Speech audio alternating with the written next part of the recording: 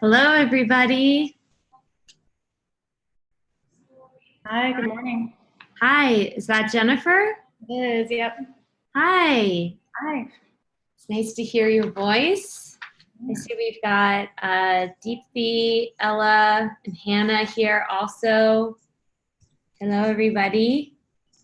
Welcome to the Magdalene Moons Live call. So I have some music on. I'm going to go turn it down because it's a little bit distracting, but I love this music. Can you guys hear it?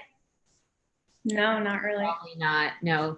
Well, then I'm gonna turn it down, because if I had it louder where you could hear it, then it would really distract me. But I've just been creating sacred space, praying, chanting, burning incense, and getting ready for our sacred circle today. So I'm gonna go ahead and turn this music down, and then we will get started. You guys know that this call is going to be devoted to transforming wounds of sexual shame and healing the first Magdalene wound, which is the wound of the prostitute. This is a time for you guys to have personal feedback. If you want to bring forward questions, if there's anything that you've been working with that you'd like my feedback on or insight into, we can work one-on-one in this call. I also do have a little short intro just to give you guys, and if you have, of course, any questions about the transmissions or the content for the first Magdalene wound, I do hope we keep it focused on the first Magdalene wound instead of going to other wounds, because we'll have calls on each of them. You can stay focused on that, and then we'll begin. But I'm going to go turn this down, and then we'll get started. So give me 1 second. I'm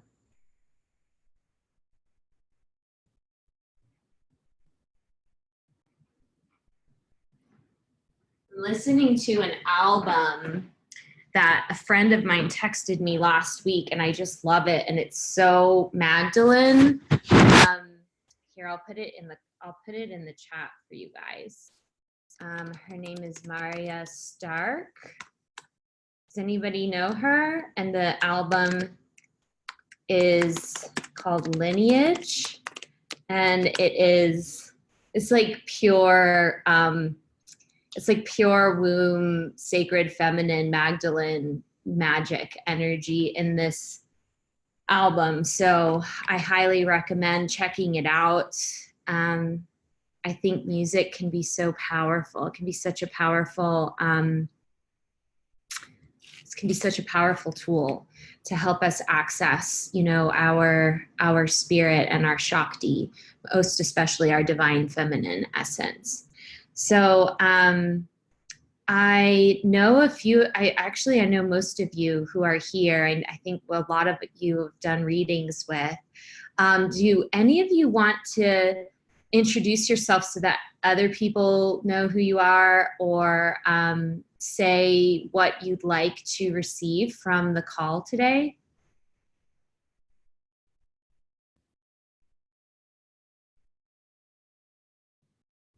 Maybe not.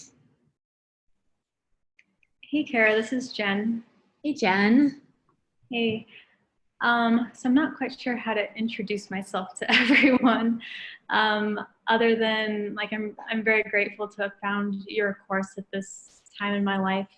I'm going through a big transition, and this past month I've definitely learned a lot, and this course has been very helpful in kind of working through a lot of those things. So one of the kind of questions I had, or, that I wanted to dive into a little bit deeper with you regarding this first wound, was kind of surrounding love addiction and kind of how to heal from that. And there's definitely, some guilt and shame around that. So. Beautiful. Thank you so much for being really vulnerable and open. And I think that is something that is really important for all of us to be mindful of, especially if you've come to the Magdalene wounds. Typically, the Magdalene lineage especially overlights the healing of women's sexuality and the healing of women's hearts, and really, really deeply their sexual nature. Mary Magdalene herself is like an ascended master that specifically helps with that. And I can definitely speak to love addiction myself personally, and can speak to the healing process for that. And I really appreciate you bringing that forward, Jen. Thank you so much. For other people who are just joining, we're kind of, I've kind of opened up the space for if you'd like to introduce yourself and share why you're here. or if there's anything specific that you'd like to see addressed in the call today, that would be, this is the time to do that. You don't have to, but this is a space where you can get sort of one-on-one support. If you'd like that, we'll do that at the end. But if there's anybody else who'd like to introduce themselves, please feel free. I'll introduce myself. Who is this? This is Amber St. Germain. Oh, Amber, hi. Hi. I'm calling in from California. Beautiful. I'm originally from Asheville, actually. Are you really? Yeah. Well, Charlotte, but I spent my 20s in Asheville. My sister and my whole family lives there now. So I claim that as my hometown. That's interesting. My whole family moved to Charlotte. Oh, interesting. Okay. Yeah, my family was from When Charlotte. did you move from Asheville? How long have you been in California? I've actually been out on the West Coast for 13 years now. So, yeah, I spent my 20s in Asheville, and then my family from Charlotte, as each person's retired, they've moved to Asheville. So now, like, my sister has 4 kids and she's there, and then the rest of my family has migrated there. So I'm being called. Eventually, I will be back there. Well, I'm so happy to meet a fellow Asheville sister in spirit. Yeah. What did you think of the land here? Oh, my mountains. I miss them so. Yeah, I miss them so much. Oh. And yeah, the land that I studied herbalism while I was there, and just had a really deep connection with the spirits of the land there and the wisdom of the land there. And I studied Dianic Wicca. I did a Dianic Wiccan priestess mystery school and training while I was there with a community called Whisper. I don't know if you're familiar with them. I'm not familiar with them. Are there so many in the Asheville and in this little patch of the Appalachian Mountains? There's so many mystics. It's like, it's like so many your work communities. Yeah, it's perfect that your work is there. I'm like, why didn't I encounter this work sooner? And I'm like, oh, I left Asheville. All the deep wisdom is like, it seems to live there. So yeah, Whispers was a very Whisper was a Dianic Wiccan, a reclaiming goddess movement community that was literally thousands of women strong when I lived in my 20s, when I lived in Asheville. And it was a really amazing community. And I eventually helped put on the rituals, and they were quite large.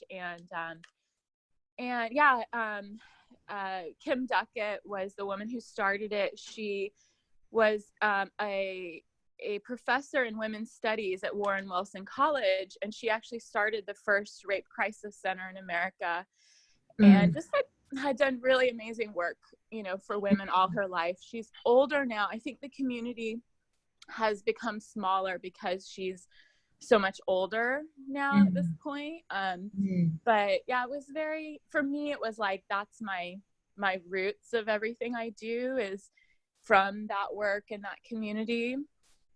It was a very nice modeling for me, because being from the South, growing up around a lot of, feminine disempowerment, it was a community of very powerful women who, had PhDs and had written books and were just, really modeling for me a different kind of feminine power. Yeah.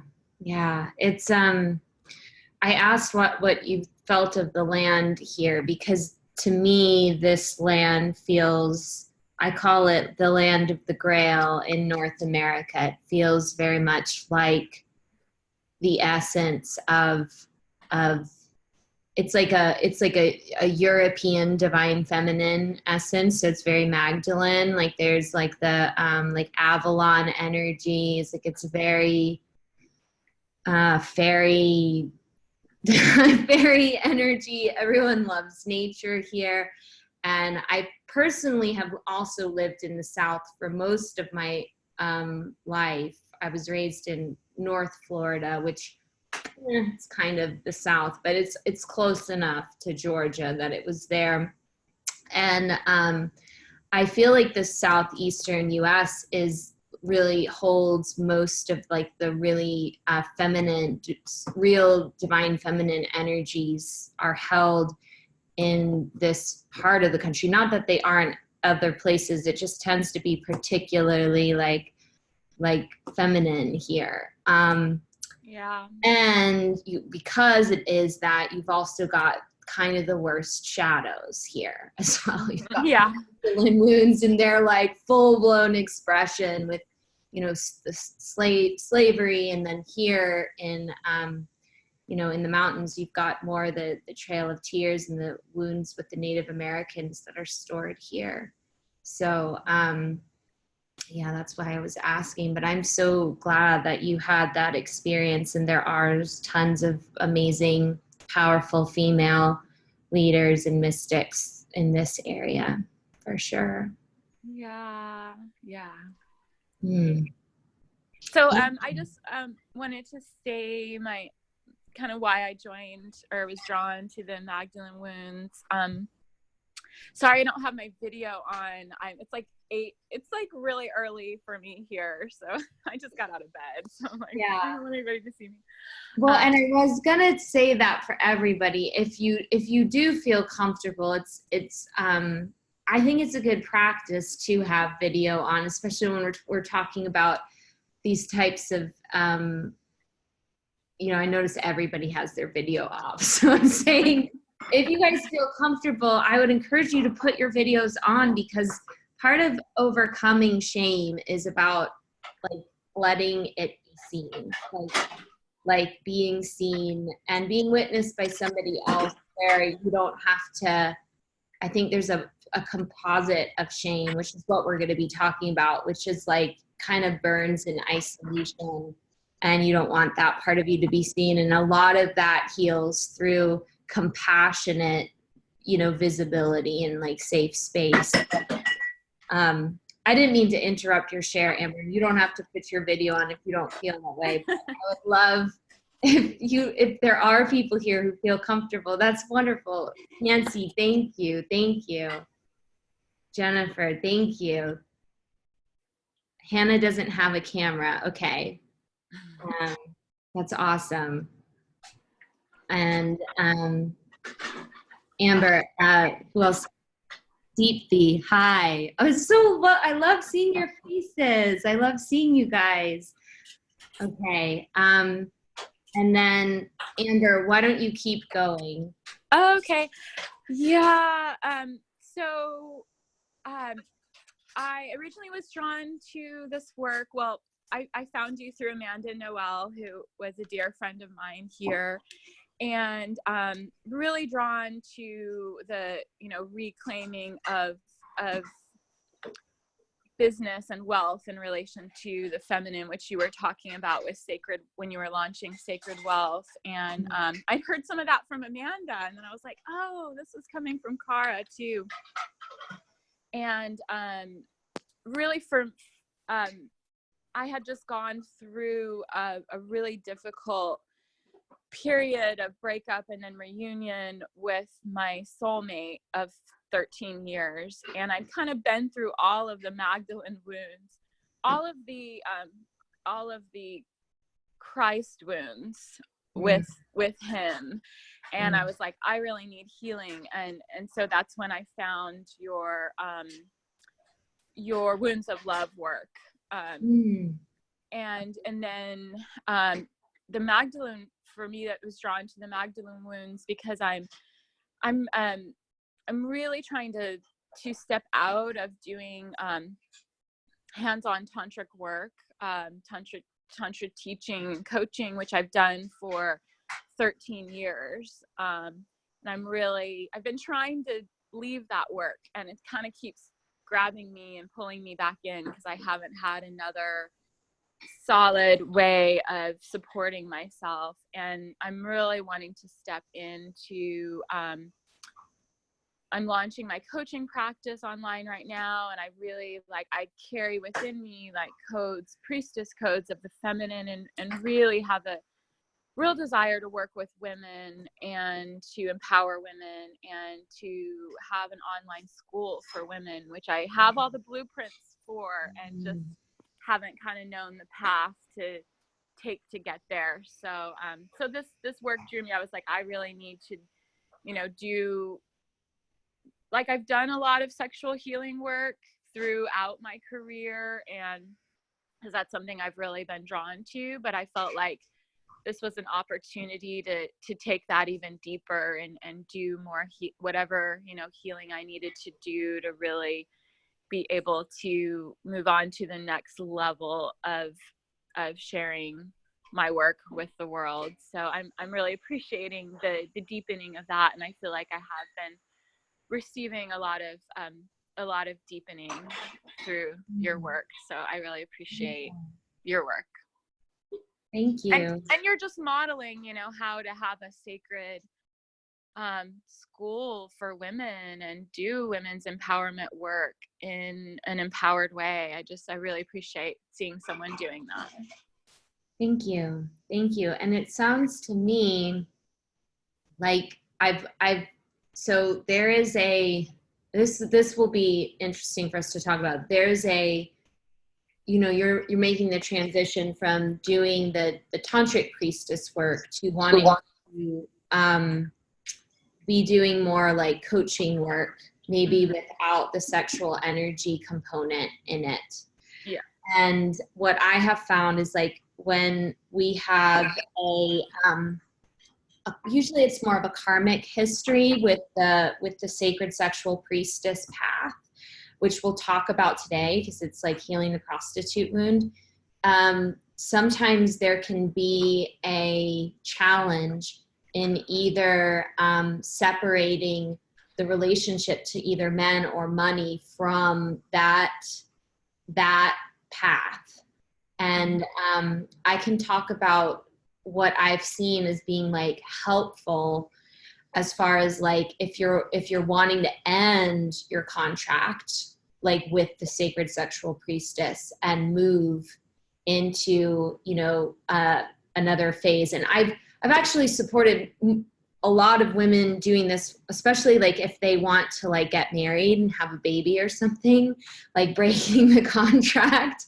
And, yes, which is totally where I'm at. I'm totally I'm 41 and I'm I have to do this now.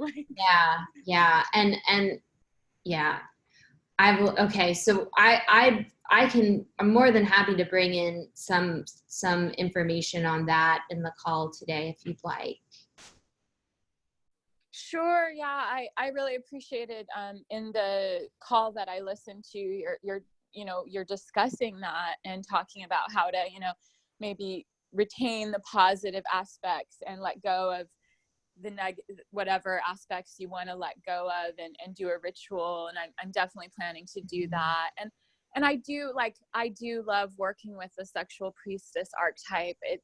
It's brought me so much. It's really very I have those codes very strong. And it's really, I really, really loved my work for 10 years. I really didn't, and now that I'm ready to move on, I find it's just, it's been challenging. Well, because the energy is programmed a certain way, and it's just like anything else. There's no right or wrong about it. It's just if you want the energy to be programmed a different way, we have to get, we have to make clear kind of changes and decisions and boundaries, and ritual can be one way of doing that. Mindset is another level of it.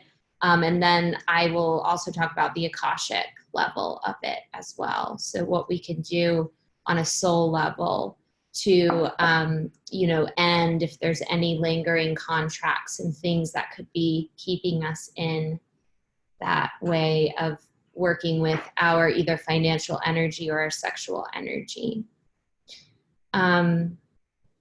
I see that there's some other women.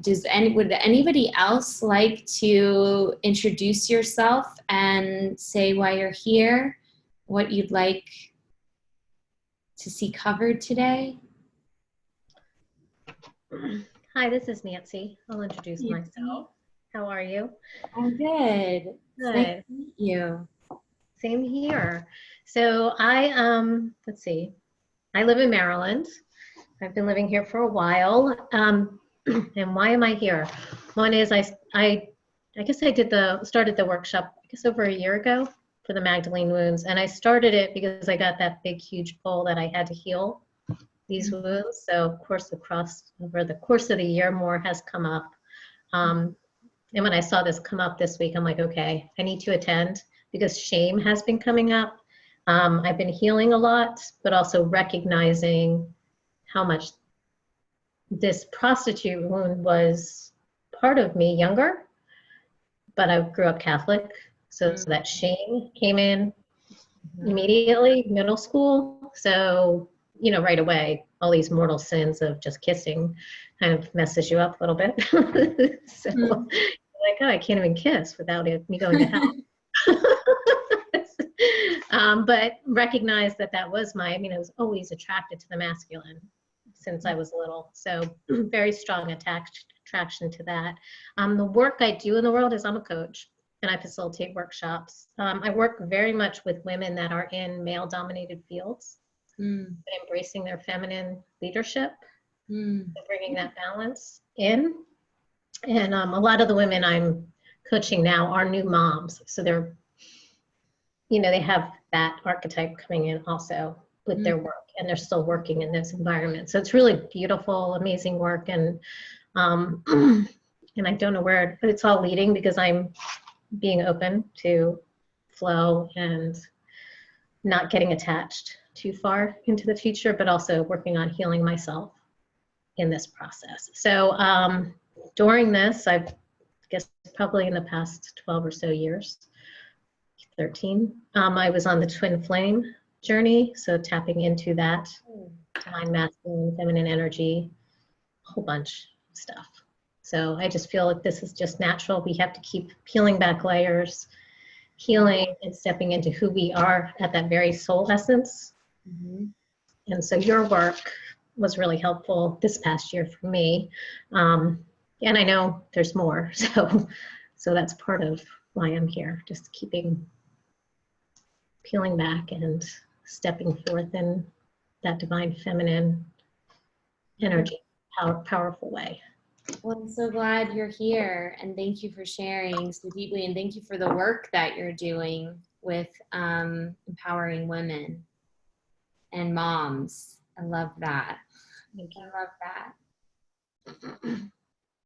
Would anybody else like to share? And if not, what I will, I can start us out by saying that I woke up today and I had this Magdalene wound running like so strong. Like I felt like I was like Mary Magdalene this morning. And I was particularly thinking about some experiences. So I'm gonna just be a little bit vulnerable myself in the group today, because I am I guess I would say we don't call ourselves followers, we call ourselves lovers. But I'm a devotee of a spiritual master. His name is Meher Baba. This is kind of this is a CD, but this is Meher Baba. This is my new age Jesus right here. You can see him back there. And I usually, like, Baba's something that I kind of keep to myself. I don't talk about Baba that much in my work. But he's such a huge part of my life. And he is to me, he is Jesus. To me, he is the beloved. To me, he's the Christ, and he's no longer alive anymore. He was he left the planet in 1969. So his incarnation was kind of like from the turn of the century to, you know, the man on the moon, through both of the world wars. And, you know, he claimed while he was alive, he claimed that he was the avatar. And he was also silent. So it's kind of interesting in the age of like where everybody's got their personal platform. And they're like Baba was silent for most of his life. So, okay, I'm giving you guys some background. I have this like in my heart today, like to me, Baba is Jesus and I'm like his Magdalene. That's like the little inner divine romance that plays out in my little soul. Now, the Baba community, which a lot of that, like the Asheville where I live, is where most Baba lovers that are in the United States are based here. And the community is extremely conservative. They are extremely conservative. And the reason why a lot of them live here is because Baba has a center in the United States that's in South Carolina. It's on the coast. It's in Myrtle Beach. And it's kind of like the main Mecca. But then a lot of people don't want to live in the horror show of Myrtle Beach. I don't know if you guys know about Myrtle Beach. It's like one step up from like Daytona. It's hard to live there. I love going to the center, but I do not. And so a lot of people live here instead because it's like the place in the South and it's close to the center. So anyways, the community is conservative. They are, in my opinion, you know, a lot of at least the Western lovers. I mean, you've got Indians that follow Baba. You've got Persians and Middle Eastern people because Baba was Iranian. So, you know, you have people of all different religions that follow Baba, but the Western lovers tend to come from Christian backgrounds. And so they tend to see they tend to see Baba as Jesus, and they're like imprinting the whole Christian thing onto Baba. And so as part of that, you know, it's just like very conservative values, and they're really not into like a cult or, you know, like new age alternative healing. They're not really, it's not like they're as strong against it as Christians are, but they still have a lot of kind of walls up about that. And I spend most of my time in the Baba world feeling a bit like the red woman that I am, you know, because I'm, you know, I've got this like sacred sexual priestess archetype, and I make a living, you know, reading past lives and doing a lot of, you know, metaphysical type of work, which is generally sort of frowned on in the community. And I'm not married, and I'm not, you know, in like a committed monogamous partnership. I'm, you know, my sexuality is very ambiguous. I like both men and women. I just feel very alternative. And so I woke up this morning and I was really feeling myself, like, even if the story of Mary Magdalene isn't true, you know, that she was a prostitute, that she was a woman possessed by demons, that she was like this fallen woman that, you know, became this incredible, like, ardent sort of lover and devotee of Christ. Even if, first of all, I think the story that has been passed down is a hidden code, right? So that's one of the things we're going to talk about is, you know, the word prostitute, that word in Greek, prostituere, what that word meant was to stand before the altar or to stand before the statue. So, the word prostrate, right? Where you kind of bow. So a prostitute was, the word for a priestess. And then I would even go so far as to say that, the woman possessed by demons, there was just, there was so much trauma that was actually in the world at the time that Mary Magdalene was alive. There was so much trauma taking place, with the fall of the goddess going on all across, the Middle East and Egypt and North Africa and Greece and Rome and all of these places, that there was, a lot of trauma that came into women that had connections to, the priestess lineage. Not only that, but as the goddess temples sort of went through their evolution leading up into the time of Christ, there was a lot more, actual sacred. I feel that there were periods where, the temple system did fall into more of like a brothel harem type of energy. And I don't necessarily have, judgment or condemnation of that. It's just that I think it's also important that we know that there's even more ancient times where the temples were more respected, and where the wisdom of the goddess and the wisdom of women was actually seen as like a real guiding light in society.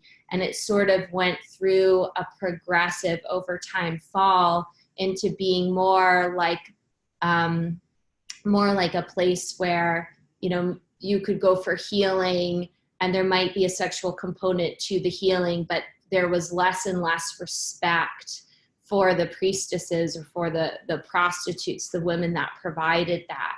So eventually, these women, became like pariahs. They were starting to be very deeply judged, especially by the rising of the more, the patriarchal Jewish tradition, the rising of the more kind of like dominator cultural tradition of the Roman Empire that was very big at the time that Christ was alive. And so for me, the woman possessed by demons, the woman kind of carrying that trauma, that the God is the priestess that's carrying that trauma.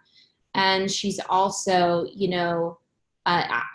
personally, like, if we've got some tantric priestesses on here, if you've ever sort of done actual like healing work, really with anybody, but especially if you're using your body to cleanse energies off of men that have come back from war, men that have intense trauma in their body, the priestesses were taking that. They were taking those demons off of the men and into themselves and running that, through their own bodies, and using, prayer and using, special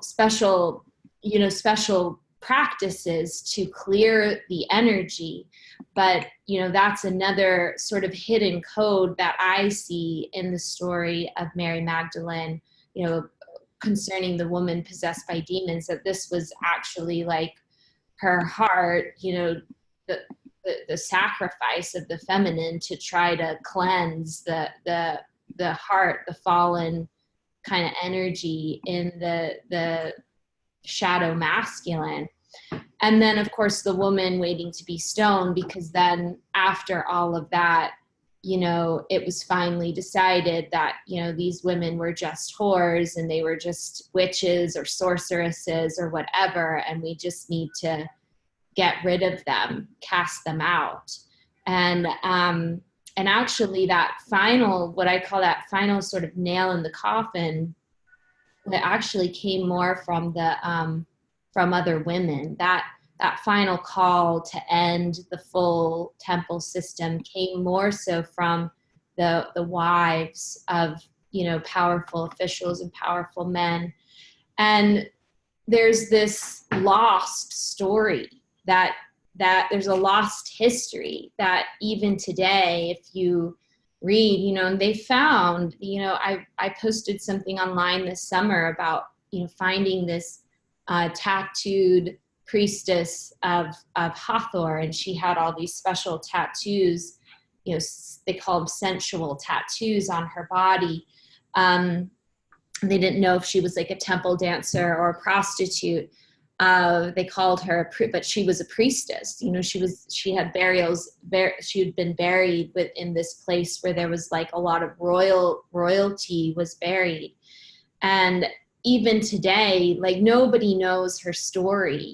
Like you've got the Egyptologists, trying to create some sort of meaning out of this, and the best that they can come up with is temple dancer or prostitute. And really there was like so much more mysticism and soul that was actually in this lost path than most of us realize. And by most of us, I mean like the entire world, because it was wiped out. So in my present day life, I'm sort of, even though I teach this, I'm also sort of living out some of the same energies, really, like, through the Baba community. And I recently had a friend that I met like at the Baba Center, and they're transgender, and this person was just going through a very difficult time and also felt very much like an outcast, and struggling obviously with a gender, going through a gender transition. And I invited this person they didn't have a place to live, so I invited them to come and stay with me for a week. We did healing work together, in my home, in my temple space. And I actually had another priestess sister with me who had taken the Magdalene wounds course, and she just happened to be in town, and she also didn't have a place to stay. So I was like, well, why don't you come stay with me? So we sort of had this little goddess temple going for the week. And I hope that my friend received some healing, and then they eventually went back to the Baba Center, and I came there for New Year's Eve. And I just remember, there's just one of the younger women around my age who works there, and I just really love her. Like, she's just got this really pure heart. She's a really beautiful, beautiful soul. And I know that she's close with the other person that I had brought back to my house to help this person heal and go through their transition. And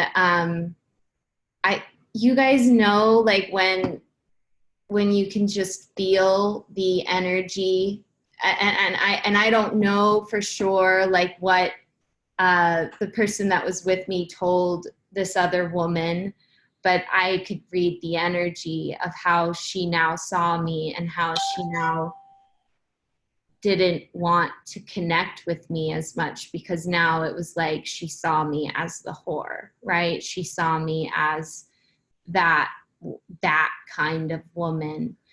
And that was the, gosh, I almost want to cry. That was like what was kind of on my heart this morning when I woke up, was that, that pain of being so misunderstood.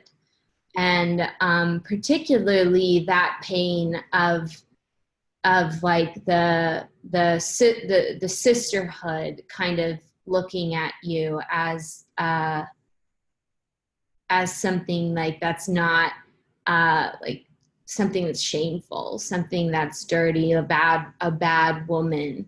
And what it's like to sort of carry that, what it's like to sort of carry that in, this modern day world that we live in. Because obviously, like, I'm playing it out in this little Baba community, and because Baba means so much to me, and I love Baba so much, freaking hell, Baba's the one that like unraveled my little history and was like, this is what you are.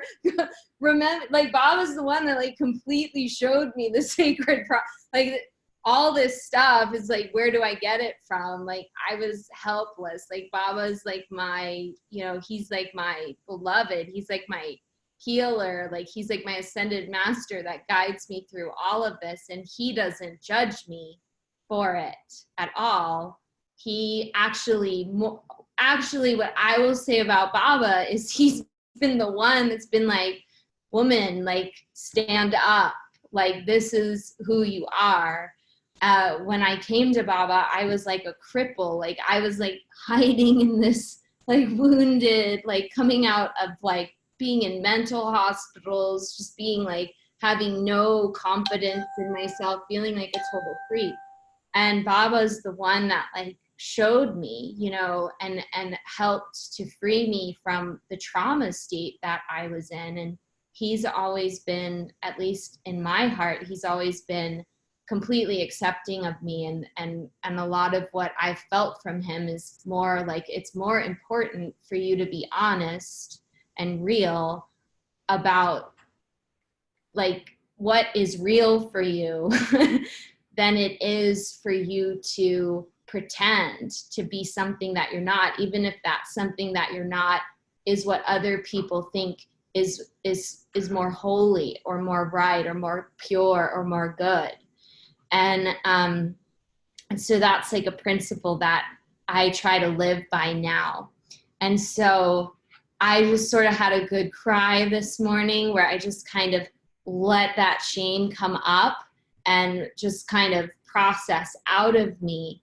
And what I will say is like, you know, I didn't even really know that I was carrying this. Do you know how these things work? It's like I saw her and there was a look exchanged and there was a square dance going on, and like I could tell she didn't really want to like be holding my hand in the dance. And I was like, oh, okay. Like she must have known, like her whole energy field is different now. So I was like, we don't even realize sometimes that we're holding these things inside of ourselves. Like we're holding that shame somewhere because of either a reaction that other people have had, or or something that we've been taught, what we were taught when we were a child about, you know, what's holy and right and what's wrong and evil. And if you were raised in Judeo-Christianity, you're likely been taught that, you know, your sexuality is dirty, is sinful, you're born into a state of sin, and it's something to be, you know, very just careful with. Like, you know, everybody's trying to control it. And I think even more so for women than for men. You know, women get a lot more of that pressure and programming there.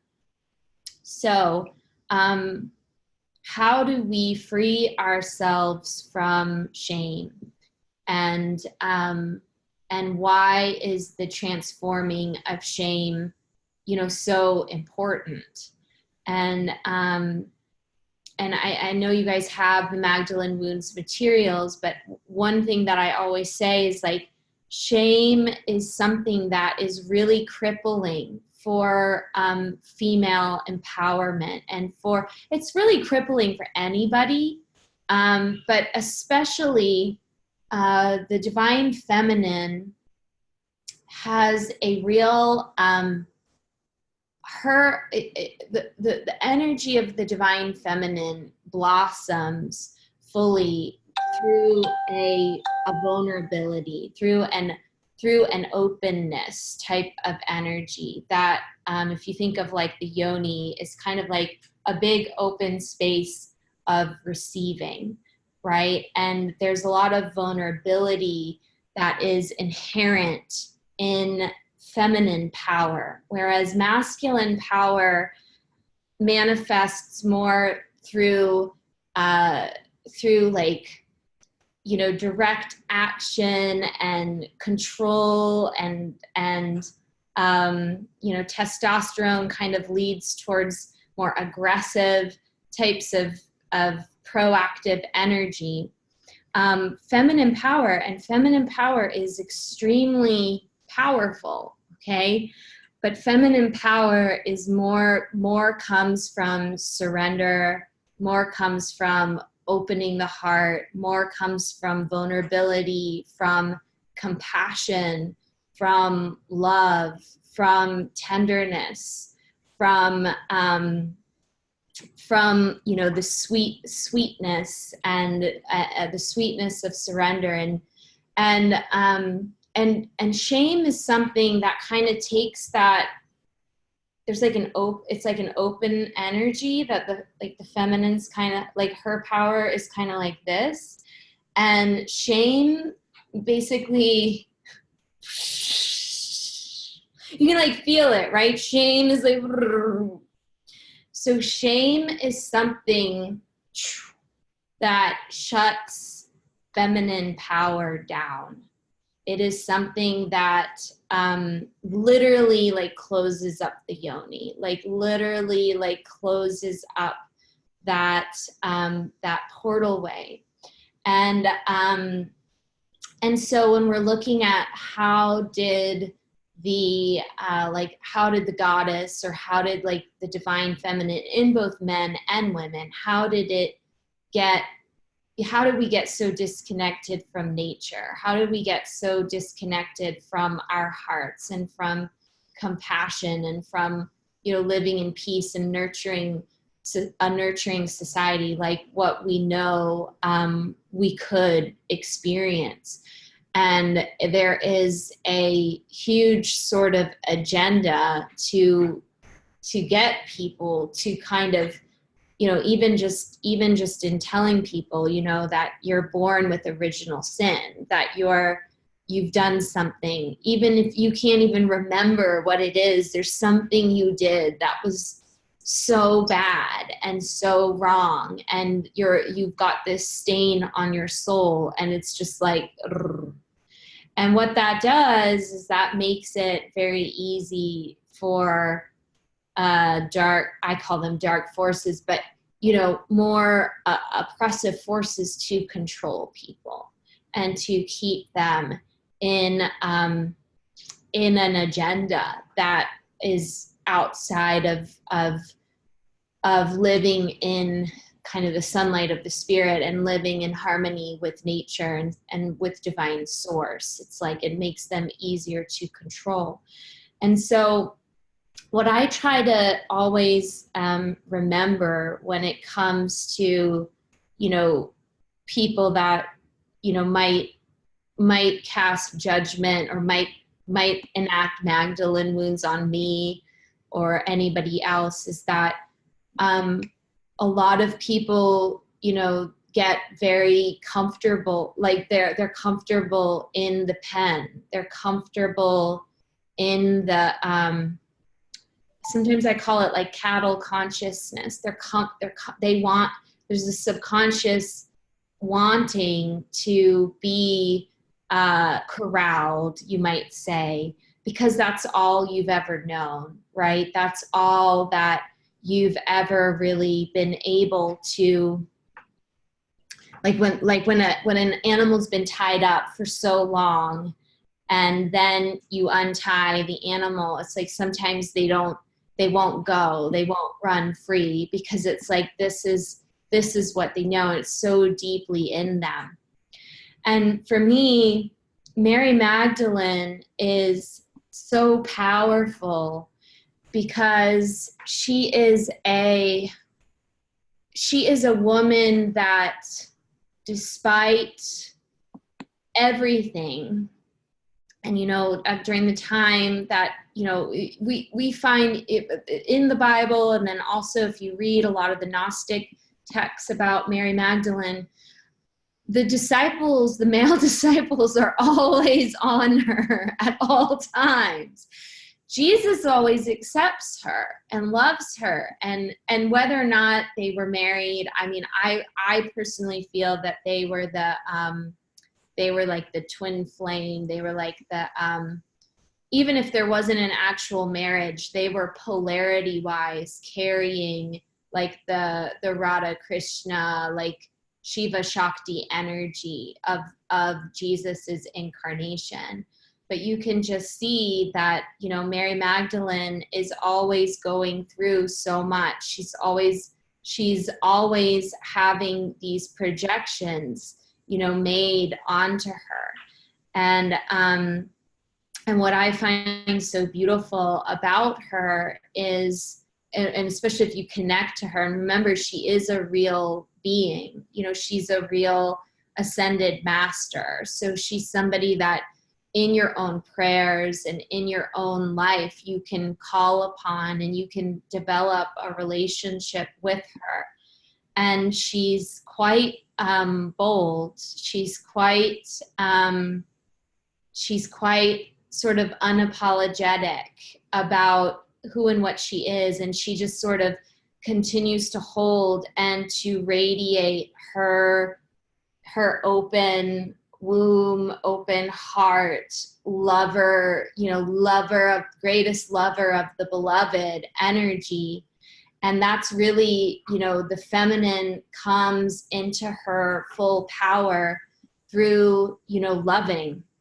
Really, like that's what brings the feminine energy into her fullest empowerment, and her fullest opening is through love, like loving devotion. You know, think of the mother with the child, you know, that is like a sacred, the mother wants to love the child, and that's like what the feminine energy is about. And then when it gets applied to the beloved, which, you know, Jesus or Meher Baba or Krishna or your whatever your form, if you have a form of God, but really those beings, those people that we write legends about after they come here, they are representing, what are they representing? They're representing the romance between the soul and the divine. You know, they're representing God in human form. That's what they come here and they represent for humanity. And they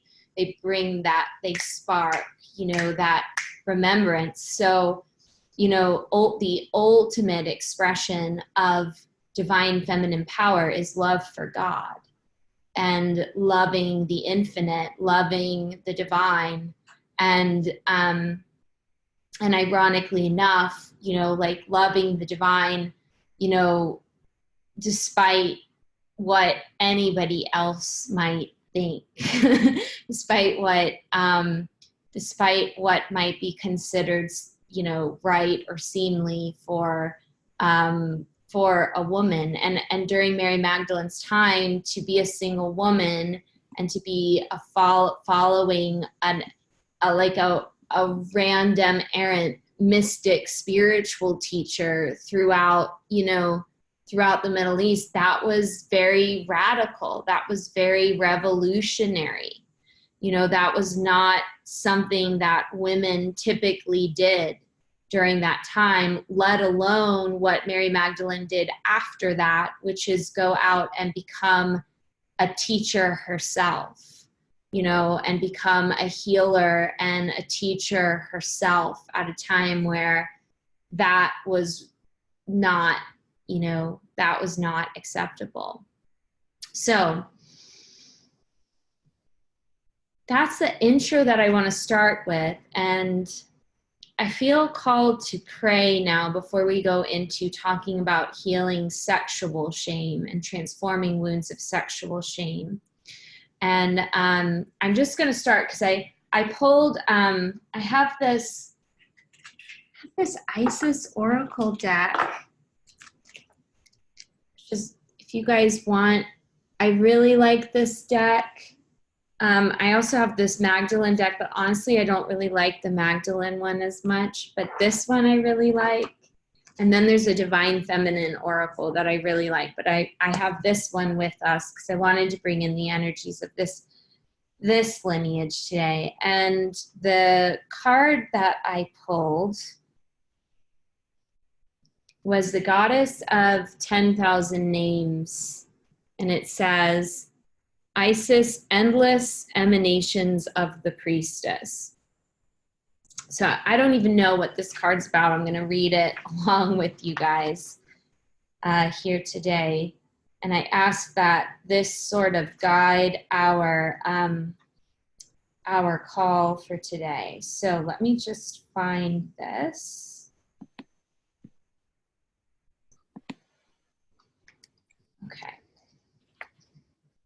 Isis, with many names, forms, associations, and expressions, is referred to as the goddess of 10,000 names. A name holds power. It defines and energizes or limits. The names, faces, and roles that you play are just one part of your being, yet you exist beyond them, beloved initiate, as a vast being. You are currently realizing that you are not limited by previous identities you held. Instead, you are becoming more of your whole self. Enjoy the uncovering of even more you. So, even right there, I'm feeling a lot of medicine around, the roles. And maybe you've been cast into a red woman role, maybe your karma, maybe an action that you took, and maybe you've identified with that, whatever that was, whatever event that was, whatever role that is that you've been asked to play. And so when I read this, I feel that freedom of kind of like being in the matrix, but being beyond it at the same time, like being able to like walk your, like whatever the role is that by fate or by destiny or by God you've been given, even if it was a negative role. And sometimes it's a positive role and sometimes it's a negative, but to know that the role doesn't define you. That's powerful. So I'm going to keep going. Just like the Lady Isis, you are a multifaceted, multidimensional being. It is most helpful at this phase in your path that you learn not to attach to roles or identities that may have once held great importance for you or others relating to you. It does not mean that you must cease to relate to that name or role, more that you are realizing it is only one part of you. And there is even more of you wishing to express itself now. The roles you are needing to move beyond might be mother, executive, healer, good person, strong person, always in control, daughter, teacher, guru, grandmother, priestess, whore, so on and so forth. There is nothing wrong with these roles. You might still express part of your vast self through such roles, but you are at a significant point in your inner development where you are learning that these are not who you are, but simply expressions of the eternal, endless self, uncontainable by any human descriptions. It can be tricky to avoid getting stuck in roles that others prescribe for you or expect of you. And yet your self-definition will become wider and your experience of yourself will be more real and fulfilling if you are open to discovering more of you beyond the person you have considered yourself to be up until now. For this to happen, you must be willing to allow the many and varied faces of your being, your 10,000 names, to begin to emerge in your awareness, to realize that you are more than you currently imagine yourself to be. This opens up tremendous freedom of choice and possibility in life, which can be both exhilarating and terrifying. trust that the self is in essence divine love, and there is great joy in its unfoldment, even if there are challenges to let go of the fears that have held us trapped in certain roles and identities at times. The call to let go of old identity is very strong, leading you to this oracle at this time, when a new, more whole, fulfilling, and truthful sense of identity awaits you. Any fear or struggle that you go through to allow this to happen, beloved, will be spiritually repaid to you, multiplied in so many ways. There is nothing to lose except old limitations, and so much wonder and joy to be gained. This oracle also indicates that there is a spiritual name waiting for you on the inner planes. So we must all be going through identity transformations right now. The name may come from various spiritual traditions as a name of a deity or sacred mantra, or it could be an actual name that you can sound out and use in meditation or sacred temple activities with spiritual groups. That name may also simply be a note, an inner awareness of sound, and it could be sourced by going into your heart, almost felt more than heard or spoken. So if you guys haven't gotten to the third Magdalene wound work, there is, we talk about the 10 bodies of light from the Egyptian tradition. And one of those is the Ren, R-E-N, which is the true name. And so, you know, you can even create a ritual to pray and ask, you know, for your true name to be revealed when you get to that part, or if you feel called to do that.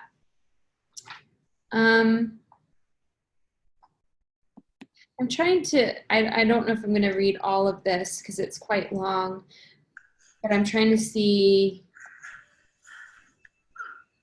endless emanations of the priestess. There's nothing really in here on that.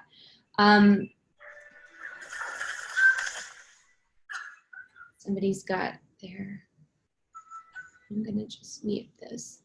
So,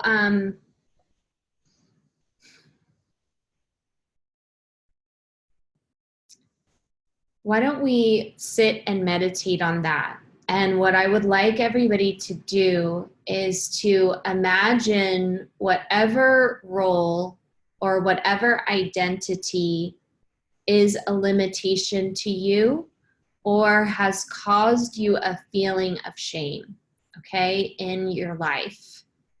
And go ahead and let's first just close our eyes and focus in on that role and on that identity.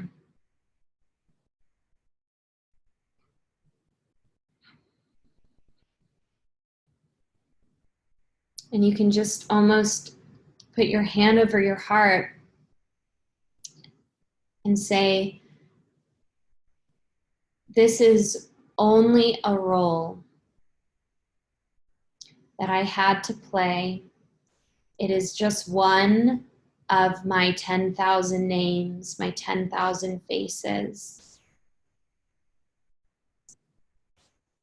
and all the ways that I have allowed this role or this identity to limit my divine potential, to limit my power, to limit my pleasure, to limit my experience of self-realization. I now release those roles, my attachment to that role and that identity. And I allow a more expansive realization of self to be realized.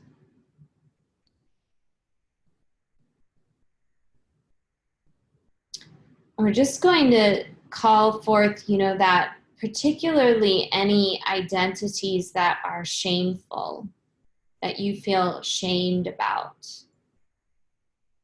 This could be the red woman identities, This could even be a victim identity, an abused woman identity. It could be a prostitute identity. It could be a priestess. Maybe we want to let that go.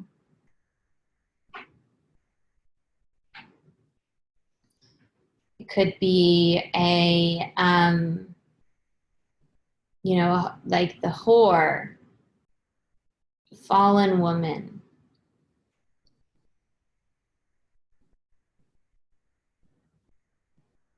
Could be like the uptight, the overworked, the hero. Maybe sometimes even the hero. Sometimes even positive identities can be limitations. So I just want you to bring those forward. Like see them and honor them and thank them.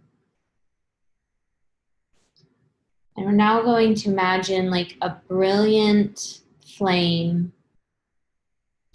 And this flame is the flame of the Christed heart, the Christ Magdalene heart. So it's the sacred heart flame, which means it's a non-consuming flame. It doesn't mean that we're going to destroy this part of ourselves. Doesn't mean that we're going to, you know, like burn it down to ashes. This flame illumines and heals and cleanses and breaks our attachment. And it basically just allows us to take the gifts from the identity and to release the attachment or the weight of it. And so just kind of imagine, let's all of us imagine putting whatever those shameful identities are into the flame.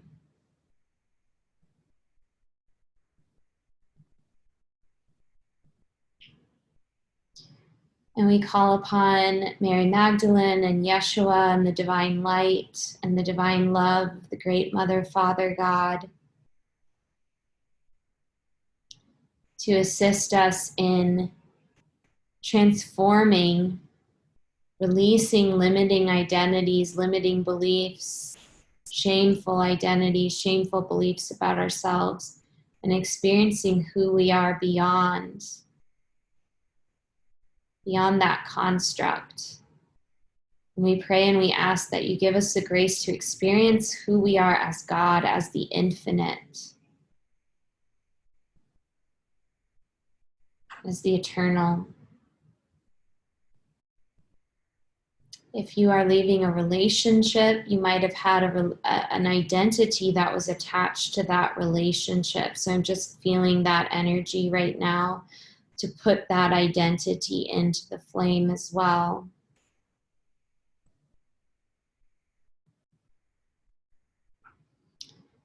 And with this, we collectively call forth the new opening of consciousness, the new opening of opportunity to experience the bliss of awakening into our infinite potential, our infinite divine nature, calling forth all of the blessings of Divine Mother, Divine Father God to be with us and to guide us on that path and in this call today. And so it is. Thank you, thank you, thank you. Amen. All right. Okay, we can just kind of come back. How was that for you guys? What is that like around identity? Did that resonate with any of you?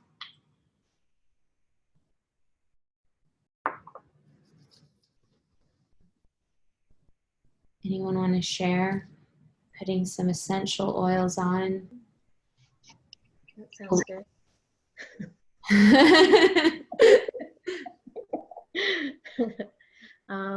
Actually, that did resonate a bunch. I feel like I have been letting go of roles to step into that more powerful soul, why I'm here right now during this time. So thank you for leading us through that. That was beautiful in releasing. Well, thank the divine. I just pulled the card. I didn't know what was coming through. This really resonates with me because I definitely have some attachments to my like red woman priestess identity, and I could certainly do with becoming more free from those. And it's something that I've actually been feeling a lot lately. I've been wanting to kind of grow beyond it. So yeah, I felt that was very powerful. I want to talk a little bit about healing sexuality, because this is the first Magdalene wound. And I think sometimes, when you're working with people that have been through trauma, a lot of times it's very hard to release, any kind of trauma. And a lot of times identification is a really big part of what sort of keeps the energy in our system. However, there are many traumas that are easier to release than sexual traumas. Particularly, what I have found is that sexual traumas, and the earlier that sexual trauma happens in somebody's life, meaning like from childhood, the harder it is for the soul. I'll say the soul, or the person. Maybe person's better, because I feel like our souls, ultimately, there's some place that holds the soul in its perfection at all times. It's really more the mind that holds on to things. It's the the Akashic record, which, the subconscious and the conscious mind that holds it. They tend to be some of the hardest ones to release.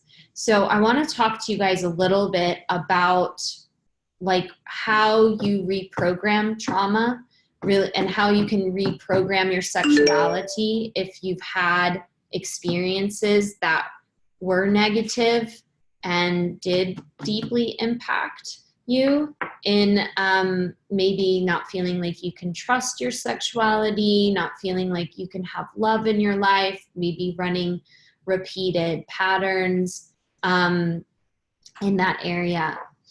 And getting, I'm going to talk about this within the context of trauma healing.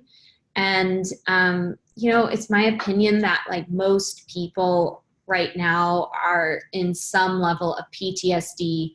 Like, we don't actually realize even how little things can be held in the nervous system and continue to repeat.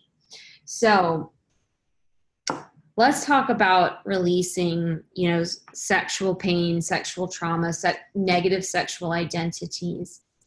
The first thing that I will say is, when you've experienced something negative, and this is pretty much across the board, but let's talk about specifically in terms of sexuality. If you've had a negative experience, there is a need always, whenever you're healing from a negative experience, to replace within your nervous system, in your somatic experience of yourself. You have to, it's like you need to put in 10 times the level of good to whatever the bad that was experienced. And I say 10 times more good because our minds are predisposed evolutionarily to focus on threat and danger and even, let's say, even if your experience, you had like sexual experiences can often be pleasurable, and then something happens, and then we find out, oh man, this created drama, or this created this, or this created that for me.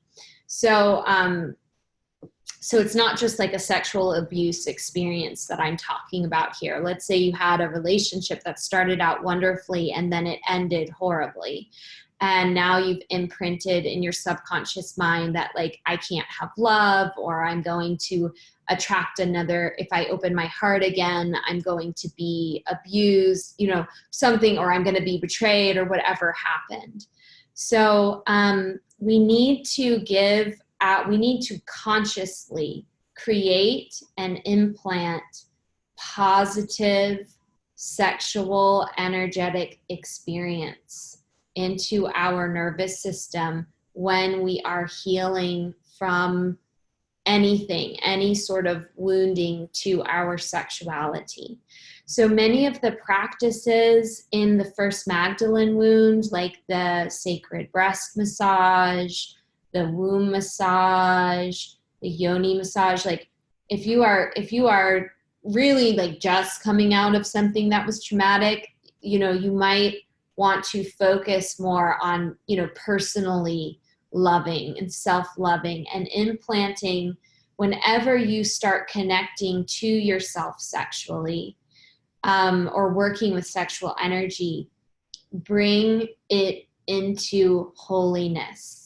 So you want to bring whatever the opposite is of shame, which I think is maybe the opposite of shame would be, I mean, like maybe it would be pride, but I feel like the opposite would be openness, acceptance, innocence, maybe innocence, like something that is very loving and very innocent, and that you are not ashamed of, that you feel holy, or you feel good about, you know. So you have to almost like start depositing into the bank account, and you need to deposit a lot. So, and this is just like basic, like if somebody had like they were on a ship and it went down, and then they had trauma from the experience, that person, when they come back to land, one of the things that will help that person heal and helps to heal PTSD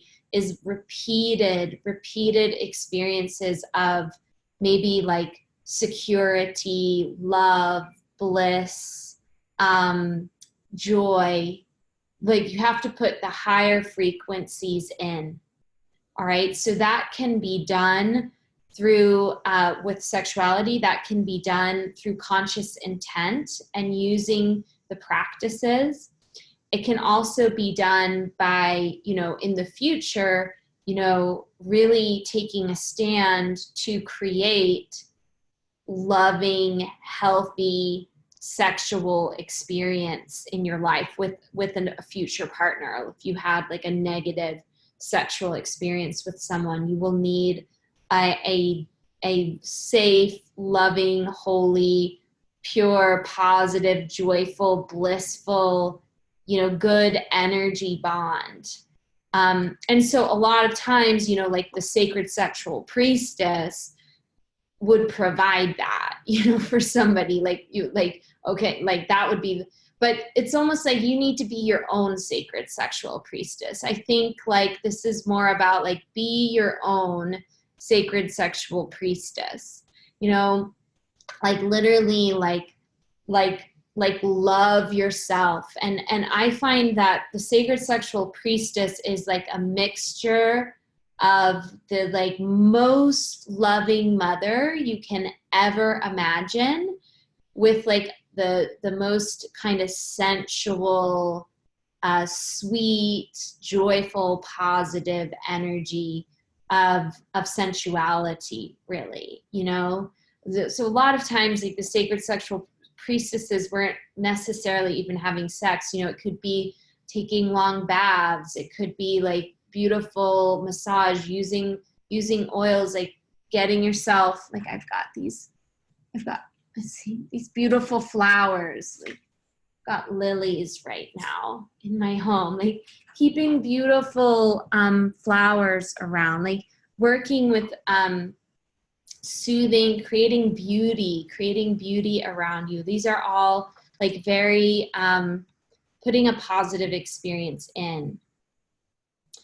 I know, Jen, you brought up love addiction, and there can be, you know, a need sometimes, maybe before, if we've had like a repeated negative pattern in our sex lives or in our love lives. And love addiction, by the way, is typically caused from negative, from dysfunctional family systems. So that's really where love addiction derives, from our childhood. And a lot of times, and this might be something to look into, a lot of times love addiction, and especially sex addiction, especially in men, but really for both, love addiction, sex addiction, often come because there wasn't a healthy sexual bond between your parents, between whatever family system you came into.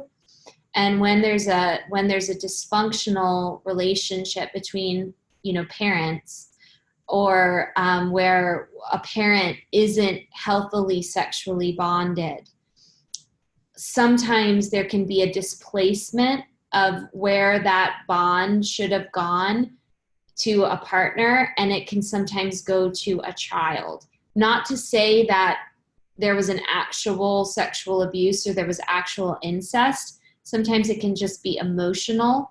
It can just be energetic. But where the basically, as a child, you are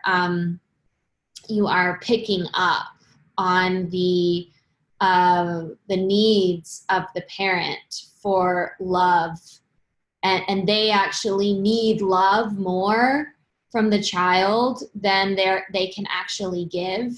And then the child learns to kind of start to be the parent's emotional partner, or be the parent's emotional parent, or be the hero in the family system. A lot of times people that struggle with this take on the role of, you know, being more the good girl in the family system, or the good boy in the family system, the hero that's kind of gonna hold it all together. And then later in life, that child, or that grown adult now, has very difficult times developing intimacy and long-term bonds, because you know, they basically never learned that their needs mattered. They were always more worried about taking care of their parents and their families and everybody else around them. And they never learned what healthy intimacy was, because of basically what we would call like a form of emotional or covert incest, or levels of it. Or it could have just been like, maybe it's an alcoholic family system and there's just massive codependency. But that is what, when that happens, and it's so much more common. This is pervasive. Like, our whole economic system is also based on patterns of addiction and codependency of the feminine. So it's really, really common. A lot more. And if that's the case, you know, there may need to be either like some work with a really good therapist, or even finding a good support group. I've worked 12-step programs. So, I mean, really, I started out in Alcoholics Anonymous, so I had both sides of the whole thing. But when it came to more the relationship side, like Codependence Anonymous, Love and Sex Addicts Anonymous is usually better. I would not really recommend to any women going to any of the Sex Addicts Anonymous type meetings. I've been to all of them. Those tend to be all men, and they tend to be like real, like it's like, God bless the men, but it's like sketchier energy. I just don't feel comfortable in those. But usually if you go to like a love and sex, and sometimes you can find all women's meetings, Those are really good.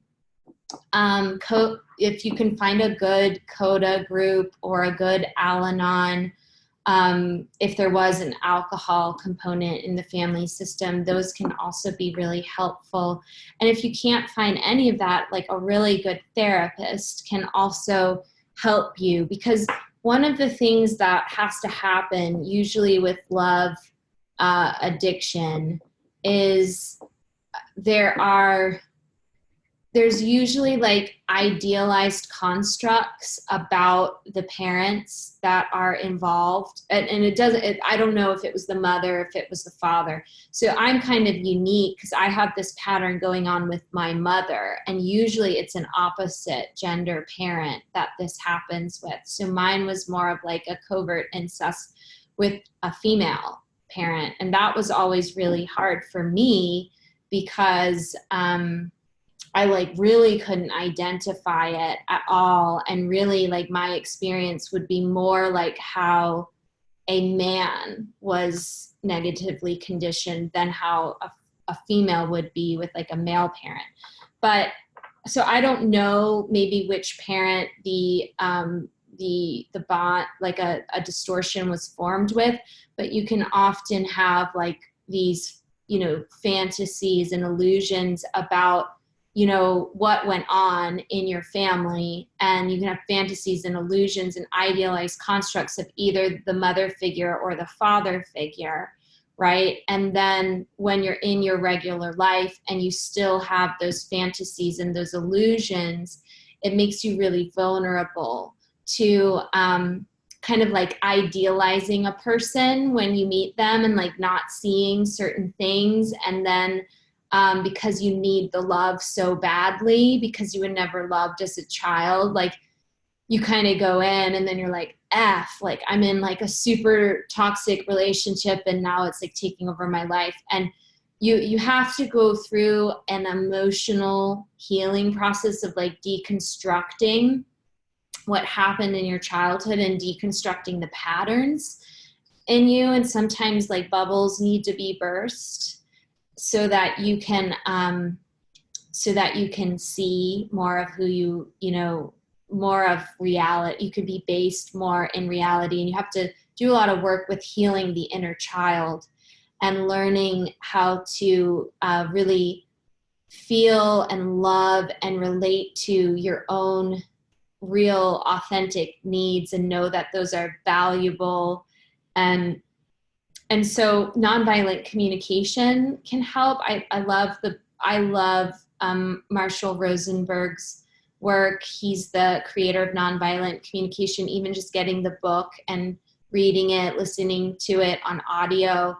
If you do have love addiction or you do have a dysfunctional relationships, we have to kind of learn how to do relationships in healthy ways. And nobody really teaches us. Like there's not like a class in school on it. So I think his work's really amazing. And then I think combining that with Tantra and specific, like the sacred sexual practices, and then like the spiritual practice. So you guys, if you haven't gotten to the second Magdalene wound, this is the forgiveness prayer program that I recommend. This is by one of my teachers, Howard Wills. He's an amazing person. If you guys get a chance to meet Howard, he comes out to California. So maybe Amber, I know he tours there. He's like yes, I've met him. Oh, you have? Okay, great. You know who he reminds me of? Do you remember that movie with John Travolta plays the Archangel Michael, and he's kind of like on Earth, but he's like got like a big pot belly and he's living on a farm and he's just like this like beautiful angel, but he's kind of like just like this everyday guy living. I don't know. That's what Howard reminds me of. Yeah, I got snapped by Howard, and then my my partner, who brought me, he like learned to do the snapping so he can snap me if I need it.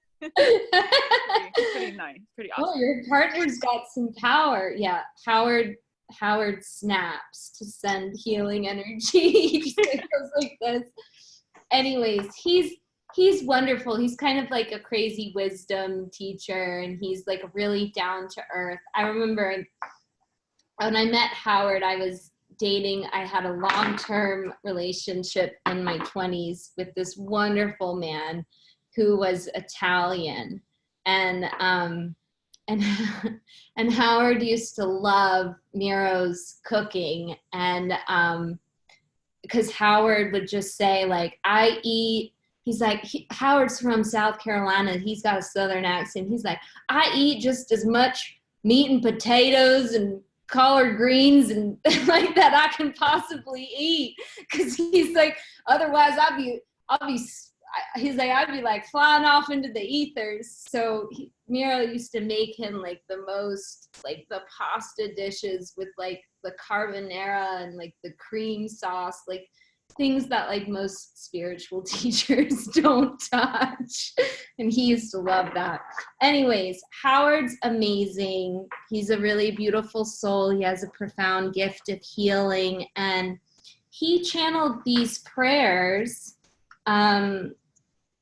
Actually, he was a student at the University of South Carolina, so not far from where I live. And apparently he was very sick as a child and growing up, and he had like a kind of like a white light experience when he was about, in whatever college years age. It was while he was at college, and it was an experience with the divine light, and these prayers came through.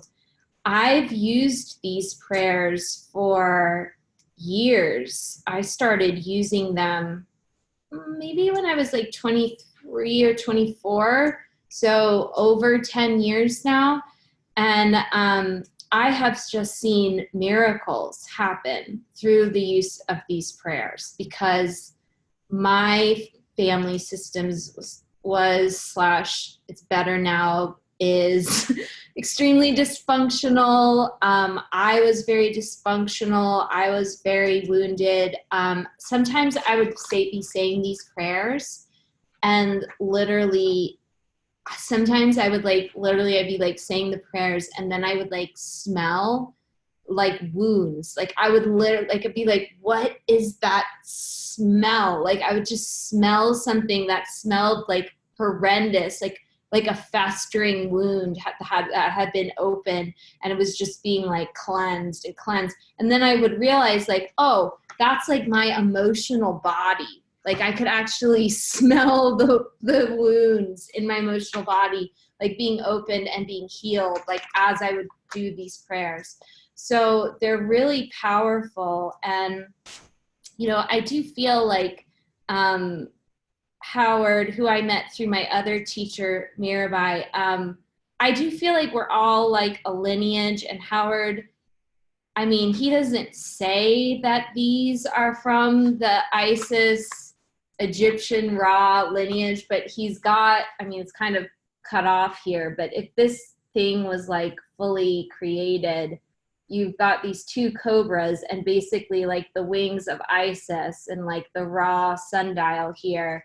So my feeling is